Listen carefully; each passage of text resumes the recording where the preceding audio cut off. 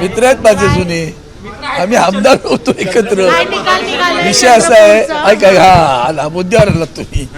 असं आहे की आत्ता चंद्रपूर आणि परभणी महाराष्ट्रामध्ये सत्ताधारी पक्षाच्या विरोधात ठामपणे कोण उभं आहे तर तुम्हाला दिसेल काँग्रेस पक्ष आणि आदरणीय उद्धवजी ठाकरे साहेबची शिवसेना.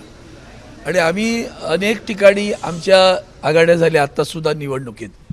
मुंबई सोडून अनेक ठिकाणी शिवसेना, काँग्रेस आणि पवारसाहेबांची राष्ट्रवादी एकत्र लढलेलो आहोत. आत्ता चंद्रपूर आणि परभणीमध्ये आमचे महापौर निश्चितपणे आम्ही दोघंजण एकत्र असल्यानं बसणार आहेत.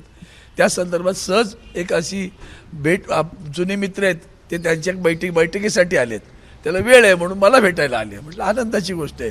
बाकी ह्यामध्ये वेगळं काय असं आहे? तुमच्या शिवसेनाचं रोल महत्वाचा आहे तर ते कशा प्रकारे सपोर्ट करणार आहे का चंद्रपूर बद्दल? का नाही आमचं, मी आता काय मला वाटतं माझं पहिलं वाक्य असंच आहे, शिवसेना महाविकास आघाडी म्हणून अनेक ठिकाणी शिवसेना, काँग्रेस, शरद पवार साहेबांची राष्ट्रवादी आम्ही एकत्र लढलेलो आहोत आणि त्यामुळे ती आहेच. तुमचे 8 नगरसेवक आहेत, तिथं तुमचा पाठिंबा हा काँग्रेसलाच असेल का? 100% असं का? तुमच्याकडनं महापौर पदाची ही मागणी केली जाते अशी माहिती काँग्रेस. तुम्ही काही सांगाल, आमच्याकडे पक्षाचे प्रमुख ठरवतात, त्यामुळे दोन्ही पक्षाच्या प्रमुखांनी ठरवलेलं आहे. परभणी आणि चंद्रपूर एका ठिकाणी काँग्रेस सभा असेल, एका ठिकाणी शिवसेना. सावंत